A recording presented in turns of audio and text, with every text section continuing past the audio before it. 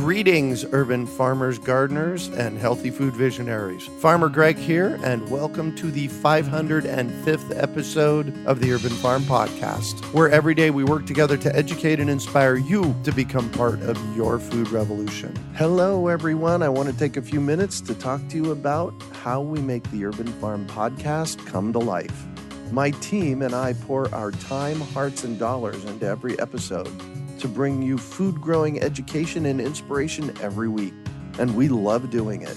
I see firsthand how food growing changes people's lives for the better, and I've made it my mission to spread the knowledge far and wide.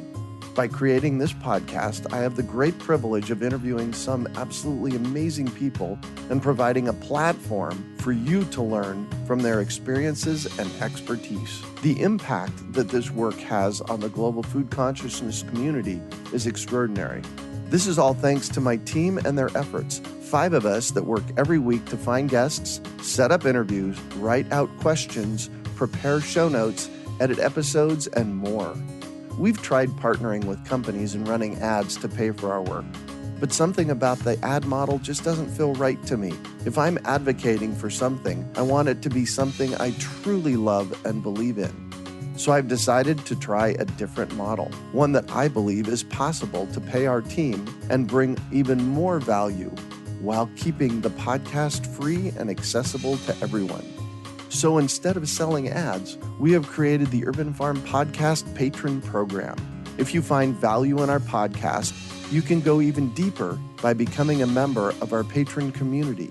In exchange for subscribing, you will receive content and bonuses far beyond the free podcast episodes we offer. No matter what level you subscribe at, I'm committed to making sure the value you receive goes far beyond what you contribute. Did you know that the Urban Farm Podcast is not my first? Over a decade ago, my friend Amy and I hosted the Freshly Green Podcast, 50 episodes of everything green.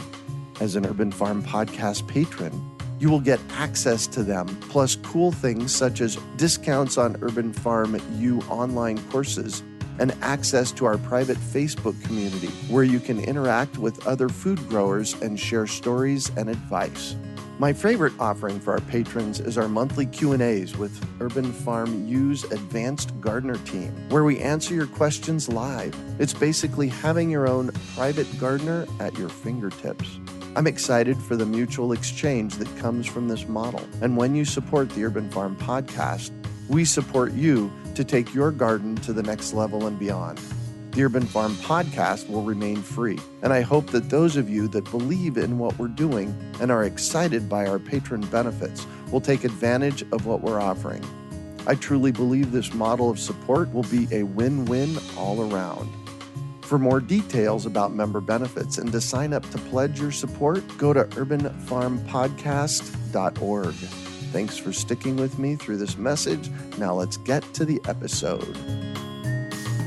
Today on our podcast, we have someone who teaches about transitioning from factory farm foods to healthy organic. We're talking with Eugene Trufkin about changing to better diets. Eugene grew up on a biodynamic farm in the Ukraine and has dedicated his entire life to understanding mental and physical health. He currently operates Trufkin Athletics in Irvine, California, a fat loss training center that takes a holistic approach to fat loss and wellness. He's a graduate from the University of California, Irvine, and a Czech Institute-trained professional. He also holds a degree from the National Academy of Sports Medicine. Welcome to the show today, Eugene. Are you ready to rock? Thank you for the great introduction. Absolutely. So I shared a bit about you. Can you fill in the blanks for us and share more about the path you took to get where you're at today? Yeah, in terms of helping people transition from factory farm food to organic and hopefully one day biodynamic, the reason I got kind of interested in that subject is honestly for myself personally because I found just sourcing high quality, like healthy food with a good nutritional profile and low toxicity, especially in the U.S., like a very, very confusing process. So obviously, like most people don't really care about how they source their food in general, but for the people that even do care, it's still extremely complicated and hard to find high quality and actually like healthy food. So for example, just to kind of keep it simple, let's say a person decided to kind of get some advice from a nutritionist, and the nutritionist would say, oh, like eat this and that and try to eat a little bit more chicken. And the average person would be like, okay, so I'm going to try to eat a little bit more chicken to be healthy. And the average person will go to the grocery store and like 9 out of 10 times, most likely just buy like the cheapest chicken there. Yeah. So that chicken is typically kind of like, it doesn't have a label, or it typically says all natural on it, or it says cage free. Those are typically like the lowest category, like very stereotypical factory farmed options, and they would buy that for health reasons. But the issue with those food products is that the person, let's say they do want to lose weight and they're buying that kind of chicken to lose weight, is first, the chickens in a factory farmed operation are not fed a species-specific diet. So, for instance, chickens are omnivores. They eat a bunch of insects, worms, they eat grass, a bunch of vegetation. They could be supplemented with grain and soy, but the problem with factory farmed operations and the chicken you typically see at the supermarket is that they're fed predominantly nothing but corn and soy. Right. So the problem with that is that when they're not fed a species-specific diet, once again, they're not eating worms, they're not obviously like roaming outside, they're locked into a huge warehouse with about 30, 40, 50,000 chickens shoulder to shoulder with maybe 1 square foot of space per chicken, is that when they're fed nothing but grains, it shoots the omega-6 way up in the food group and kind of suppresses the omega-3. And the omega-6 is a micronutrient that's responsible, if you have like a lot of it floating around in relation to omega-3, is responsible for a lot of inflammation in the body. Oh, wow. So that's not obviously like when you're trying to lose weight or you're trying to be healthier in general, you don't want a lot of exposure to inflammation in general. So when a person eats that food group and they're obviously eating it 3 times a day or so, that's gonna obviously shoot up their omega-6 and shoot up the like inflammation in their body. And if a person looks up the inflammation theory of disease, you'll see that predominantly the majority of diseases arise just from low-grade, but chronic inflammation in the body. Right. And obviously there are a lot of different sources of inflammation, like chronic stress being one of the biggest ones in my opinion. But the last thing you want is then to be eating food 3 or 4 times a day that's also adding to that inflammation also. So what do we do in order to combat the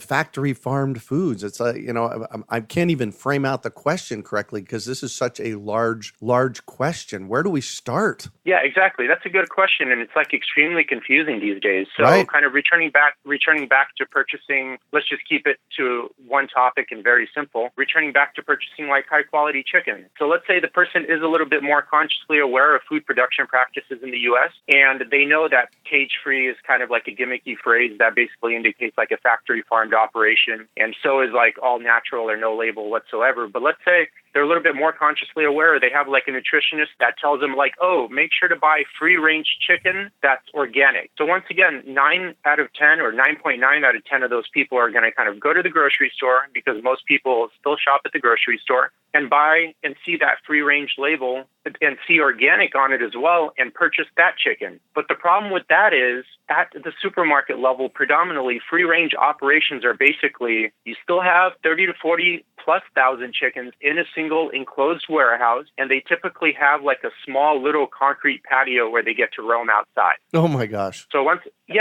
again, the person is kind of thinking, okay, so free range in their mind's eye, they're kind of seeing like chickens roaming around outside because it's kind of like that's what you typically associate with the phrase free range. But in this case, they're still kind of enclosed in a warehouse. They're not running around outside. And more importantly for your health, they're once again fed nothing but corn and soy. They're not fed a species-specific diet. And it's evident because on the packaging, you'll see, whenever you see free-range chicken being sold at the supermarket, below in the subtitles, you'll see vegetarian fed. And that's a dead giveaway that it's an enclosed operation because chickens, once again, aren't vegetarians. They're omnivores. Like, right. When was the last time you gave like a bird a worm and it said like, no thanks, I'm going to eat this grain instead? Yeah, exactly. That never happens. So when you see vegetarian fed, that means fed corn and soy. And if you see organic, that means just fed organic corn and soy. And when you see free range, that just means, once again, enclosed in like a huge warehouse with a small little patio where they get to roam around outside just a little bit. And a lot of people that are listening to this podcast, they may be like, oh, he's exaggerating. But honestly, they can do their own research. Yeah. This is a well-known fact that predominantly the free-range operations sold at supermarkets are basically factory farmed operations. Like the chickens get 1 to 1.5 square foot of space per hen. So that's not that much at all. So it's basically like a sheet of printing paper. They're shoulder to shoulder. So obviously you have a couple of issues. We talked about them not being fed a species-specific diet, which kind of depresses the nutritional profile of the food group quite a bit. But also there's a lot of contamination issues. Each chicken kind of poops 5 to 6 pounds of poop every 4 weeks, and then multiply that by like 30, 40, or 50,000 chickens in a single enclosed warehouse that's not being rotated onto fresh pasture daily. And you get like a tremendous amount of fecal buildup in these operations. And that's why a lot of chicken at the supermarket, even when they're already packaged, like 80+%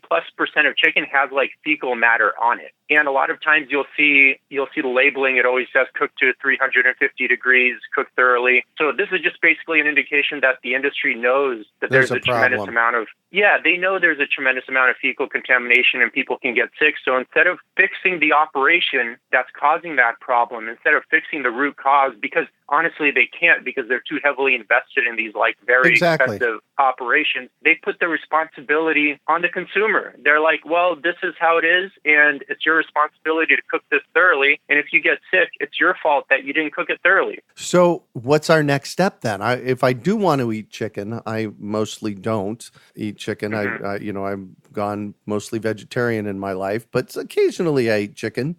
If I do, what do I need to look out for so that I can find the healthiest, best thing for me? Yeah, that's a really good question because I don't want to be kind of like doom and gloom and just kind of like point out problems and not solutions. So the next realistic step is to kind of look for basically pasture-raised chicken. So this is a little bit of a problem because for the most part, you're not going to find pasture-raised chicken at the supermarket level. The best you're going to get is that kind of free-range operation that we talked about earlier, right? Which is once again not fed a species-specific diet, allowed super limited outdoor access. Like from the few free-range operations I visited, basically what you'll see is there are like 30,000 plus chickens inside, and then like 50 chickens are roaming outside. Right, I've heard this before. That's a well-known fact, and for the most part, it's like a caged operation. They're like inside, basically like a huge cage, which is the warehouse, because most of them don't even roam outside because either the openings are too small or they're just too afraid of what's going on outside, so they just kind of hang out inside. But the big thing I'm trying to stress is not so much the ethics of how they're raised, which is also like a very, very important topic, but kind of like another topic than what we're trying to cover is moreover, the nutritional profile is very poor because they're not fed a species-specific diet. Perfect. And then obviously honestly, the non-organic operations are also administered, like a tremendous amount of antibiotics as well. And that is also like a huge topic as well of people kind of creating that resistance to antibiotics. And the problem is like once those operations do it, like basically every single operation, even the organic operations, are inflicted because they all process the meat in the same exact plants, in the same exact slaughter facilities. So basically like an organic farmer would send most likely their chicken to the same slaughter facility as like a factory farm farmer, and the bacteria gets all over the equipment. I mean, they say they thoroughly clean it, but you know how the workforce is, I highly doubt they do their due diligence constantly on thoroughly cleaning the equipment every single day. You know what I mean? Yeah, exactly. So let me just jump back in here and say, all right, how do we find good, healthy food then? Because that's really what we need to know. Where's that transition happen and what am I looking for? Yeah, exactly. So basically, they have to go to a local farmer. I remember Whole Foods, and this might be the case in some Whole Foods locations still, but in my area in Southern California, they used to sell like a pasture-raised chicken that you could order from the meat counter. So basically, you would go to the meat counter and you would tell them, like, I want this pasture-raised chicken, and then they'll deliver it. They'll basically call you in about like 5 to 7 days, and you come pick it up. So they had that option for a while, but they stopped doing that. I don't know if they stopped doing that in all their locations, but they stopped doing that in the Southern California locations. Yeah. So basically now, like I would say, it's safe to say you can't actually buy pasture-raised chicken at the supermarket level that's fed a species-specific diet. So your only hope is basically a few sources. So one, because I don't know where the listener of this podcast is actually living, they can check out a website called eatwild.com. This website has an interactive mini map that basically lets you click on your state, and then it shows exact arrows of where people can find pasture-raised meat in their specific area that are fed a species-specific diet. And luckily, a lot of these companies, they do home delivery. Like around my area, for instance, they have this place called Primal Pastures, which sells pasture-raised chicken, pork, and beef. 100% raised on pasture. They don't administer any kind of drugs or anything. And if they do supplement with feed, it's organic feed as well. And they deliver to your house. So you simply order it and they deliver it with like flash frozen meat. And the service has been really good. So a lot of companies are offering that as well. So it's not as cumbersome as some farmers markets that only operate during very, very limited hours. Before we go past that, I'm on the website eatwild.com, and I'm in Arizona, so I jumped in and popped in, I clicked on the Arizona map, and we have, not a huge amount, but a dozen or so pins in the map in, the Phoenix and Tucson area for pastured products. This is cool. Yeah, and honestly, Southern California is vacant. I don't know what the deal is with that. There's maybe 3 or 4 operations. It's almost non-existent, but some states are full of pasture-raised operations. I think one time I checked Washington and it just had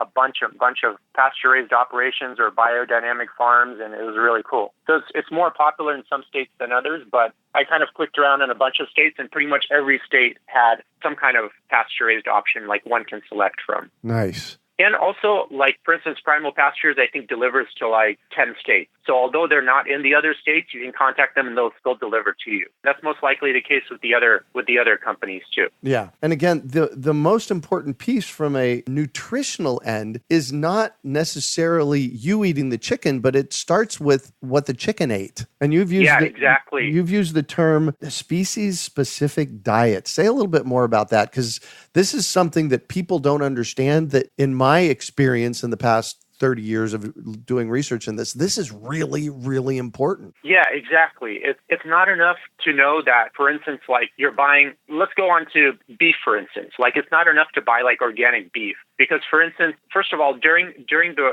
raising process of cattle, most of the time they spend on pasture. So they spend probably 90% of their life on pasture. But then predominantly 95% of them are sent to a feedlot operation a couple of months before they're slaughtered and killed for their meat. To fatten them up. Yeah, exactly. So sometimes you'll see organic beef at the supermarket, but it doesn't matter if it says organic, in my opinion, or not. The only thing that kind of organic guarantees is that there are less trace amounts of biocides or various pesticides in the meat because they're using organic grains. But in this case, a cow eats nothing but, it's supposed to eat pretty much nothing but grass its entire life. So what happens when they send it to the feedlot, it's eating grass for 90% of its life. Every cow is. But then what happens when they send it to the feedlot a few months before it's slaughtered is they're fed nothing pretty much but corn and soy. Again, not a species-specific diet. And when they're fed corn and soy, it shoots the omega-6 way up, suppresses the omega-3, ruins the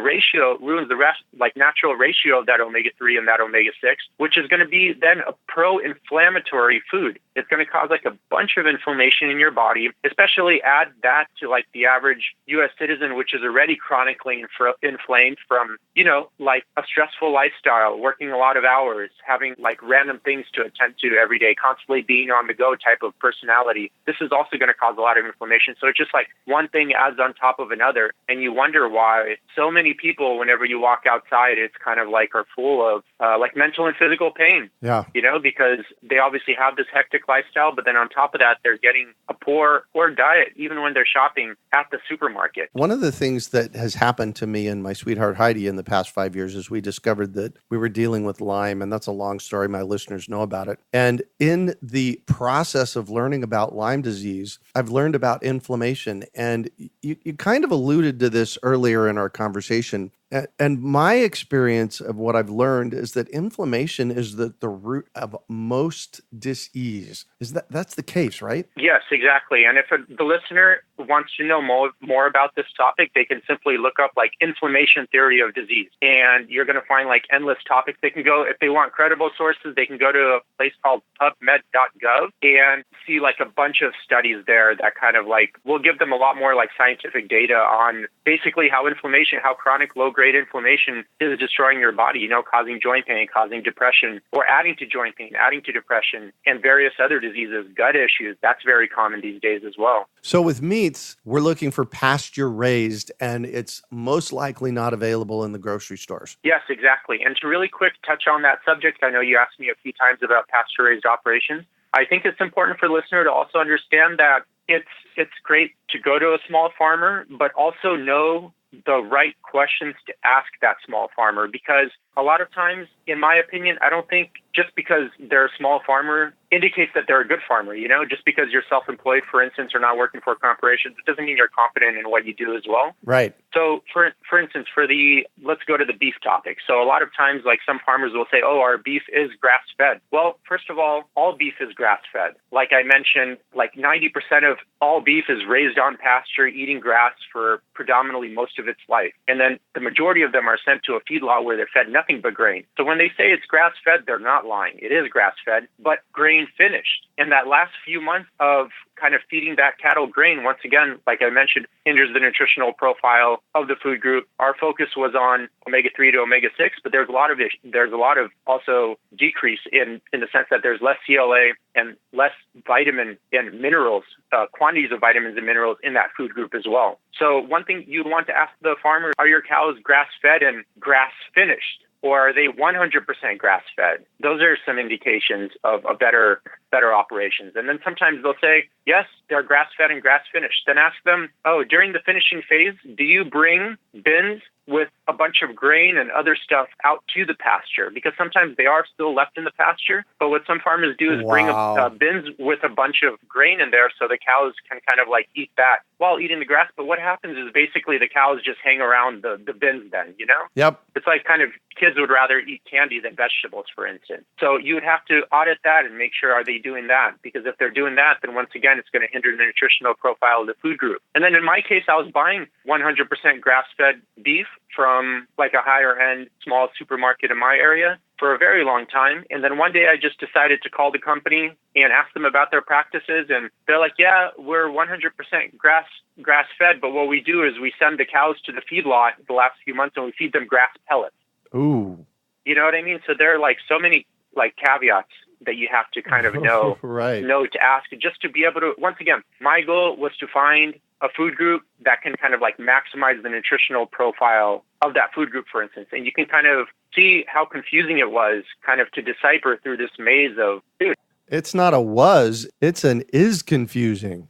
Yeah, exactly. And I was actually raised on a biodynamic farm in Ukraine. So I had a little bit more kind of like a background understanding of food production. So you can imagine someone, and like 98% of people are so far detached from the farming lifestyle. For them, it's probably exponentially even more confusing. Oh, yeah. Well, I'm sitting over here thinking, oh, my gosh, where do we go with this? It's like, what choices do I make? The good news for me and Heidi is that for the most part, we just don't eat meat. It's not something that's highly included in our diet. But for those people that are meat eaters, go visit that website we talked about earlier and make sure that you know your farmer. I think that's a big piece of it as well. Yeah, and that website, they do have a bunch of biodynamic farmers that raise crops as well. So it's not just for meat. They have like a whole bunch of different categories. And regarding vegetables and fruit too, it's ultra confusing these days also, because like for instance, the only country in the world that allows hydroponics, vegetables and fruit to be certified or as organic is the U.S. And predominantly, a lot of the tomatoes, a lot of the bell peppers, a lot of the blueberries sold as organic in supermarkets are not even grown in soil. They're just grown in hydroponics facilities, like these kind of laboratory-looking containers. And this is a problem because? This is kind of like a deep topic. One person that covers it, in my opinion, like very well. He has like a bunch of content on YouTube. Is Dave Chapman from the Real Organic Project. In my opinion, it's a problem because the Earth has been around for 4.5 billion years of extremely, extremely complicated evolution that took the soil of forming different ways through billions and billions of years to be able to form what we now know as like the vegetables or the fruits. So for kind of people to think they know all the complexity that goes into that and be able to replicate it, I just think it's too far-fetched. I'm not like anti-technology, but I think technology has its limits, and it's important to understand when those limits are. And it's also like one person said it very well, a guy named Paul Chek, is every drug that has ended up killing someone was at one point scientifically proven to be completely safe and good for you. Right. So that's important to take into consideration too. Yeah. You know, there's a lot of money that goes into a lot of these products and everything, and the research oftentimes is rushed just to get the product to the market. In my opinion, when it comes to your health, guilty until proven innocent is the best approach. Wow. Well, and I think that's the safest approach, because just a risk for you if you do anything else outside of that. So this is one of the things that I'm really finding. You know, I've been looking at the whole food issue for over 40 years, and this is one of the things I've been finding is it's a very slippery slope in our SAD diet, the standard American diet, the SAD diet, and the way we raise food in our country is problematic. And you've been outlining, you know, many of the ways that it's problematic here in the past 25 minutes or so. What do we do? Because this is the kind of stuff that keeps me up and keeps me crazy for decades. What do we do? Raise our own? Yeah, I mean, what you're doing with your channel and at home as well is a good step in the right direction. I don't think it's like a realistic step for most people. I think for most people, the best they can do is there are still items like at certain supermarket chains that are actually good, but it's just like very limited. Yeah. And then another option is for people to go check out like eatwild.com, for instance, or cornucopia.com. I have like a couple of other websites. I just forgot them off the top of my head, but I'll be able to send them to you a little bit later. Perfect for our show notes page. There are still a bunch of resources a person can use, but honestly, it's looking grim at the moment, because people kind of like you are a very small minority that even kind of like care about their health. Just health isn't like a core priority in the Western world in general. It's changing fast, though. Yeah, I don't know. Yeah, I would agree with you. I mean, it is shifting back a little bit. People are seeing like, oh, you know, it doesn't matter if I get all these promotions at work if I'm unhealthy, feeling kind of like not that great all day, every day, and then being angry all the time because I'm overworked and short-tempered and all that stuff.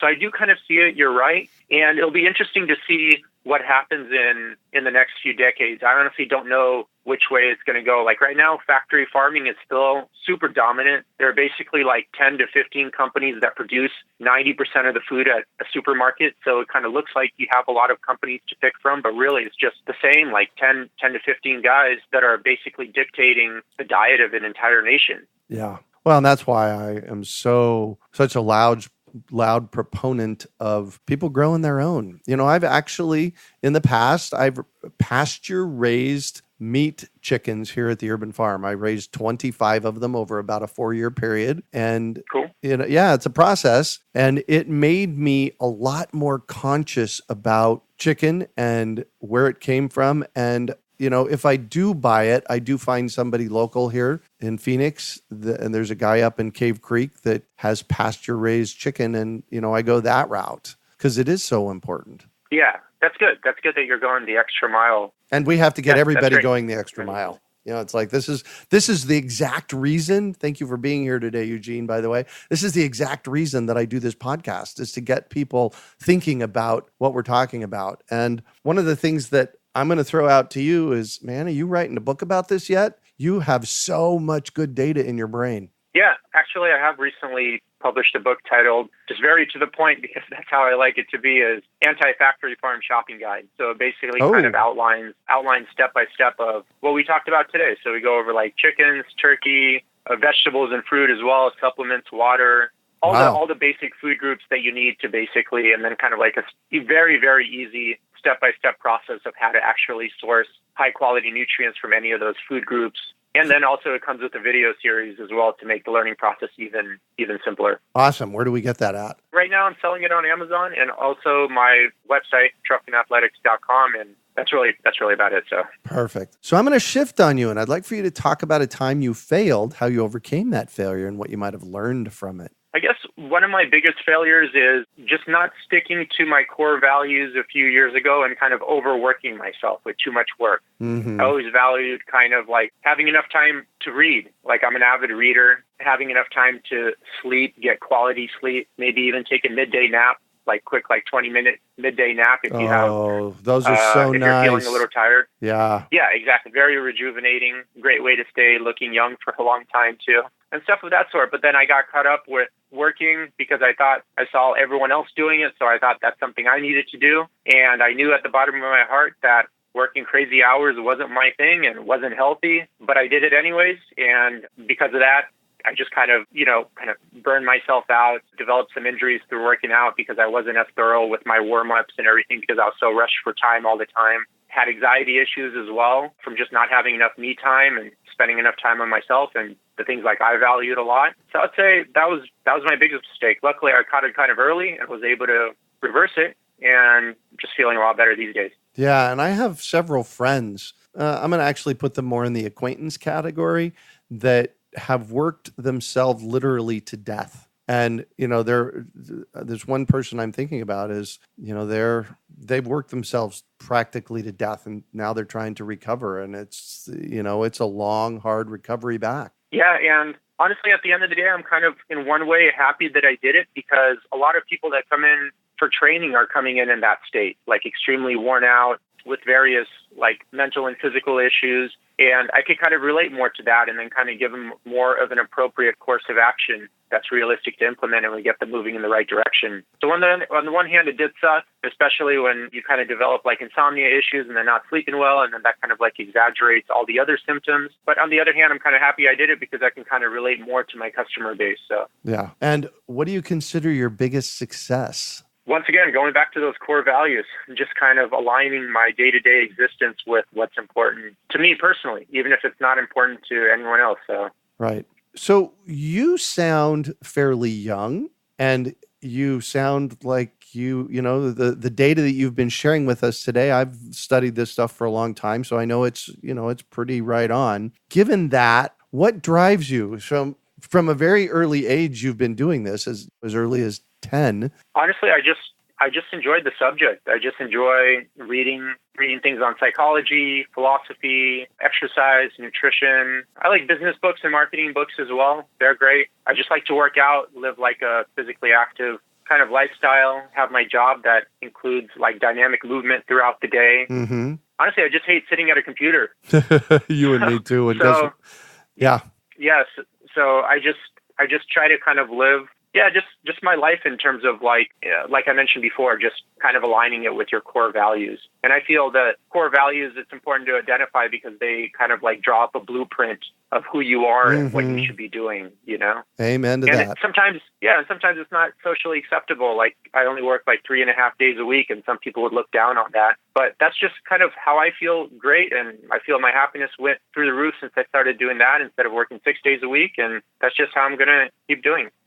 So good on you, man. If you could recommend one book for our listeners, what would it be and why? I really liked The Law of Success by Napoleon Hill. Oh, that's going way back. Yeah, that's very, very old. I just like that book a lot. I felt like I read it at a very young age, and I felt like it helped put things in perspective in terms of the structure that you need to go about kind of like carrying out your core values. And he kind of touched a lot upon identifying your core values as a foundation before you even pursue anything in life, because you don't want to be running really fast in the wrong direction in life, So learning about productivity before you learn about your core values in yourself might make you run really fast in the wrong direction. Wow. And then you might be like way more behind than usual. So I felt like that book was really kind of like really, really good and came in at the right time in my life. So I love it when that happens. So what one final piece of advice do you have for our listeners? Just to check out your podcast. My podcast? Yeah.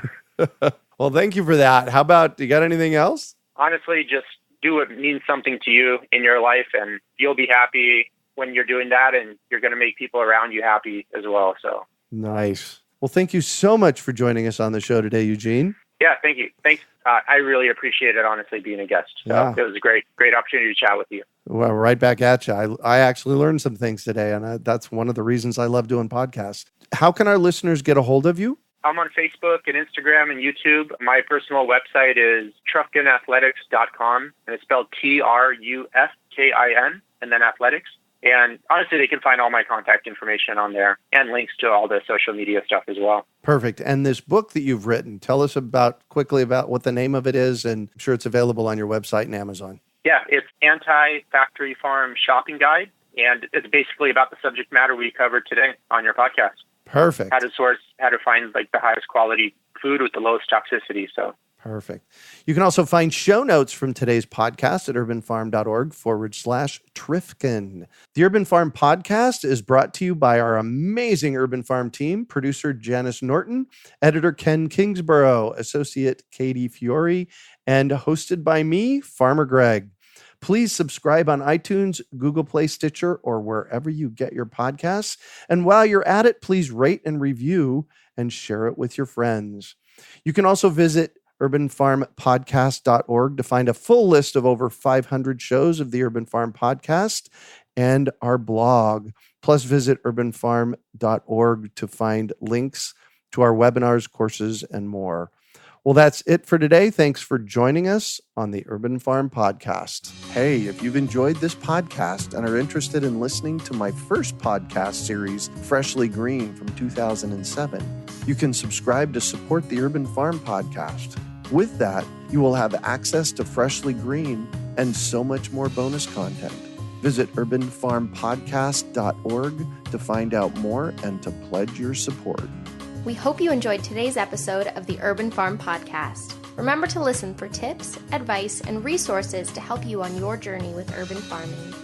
You can find us on the web at urbanfarm.org or send us an email to podcast@urbanfarm.org. In the words of Vincent van Gogh, great things are done by a series of small things brought together. Be encouraged that with each lesson learned and skill developed, you are one step closer in the direction of your dreams.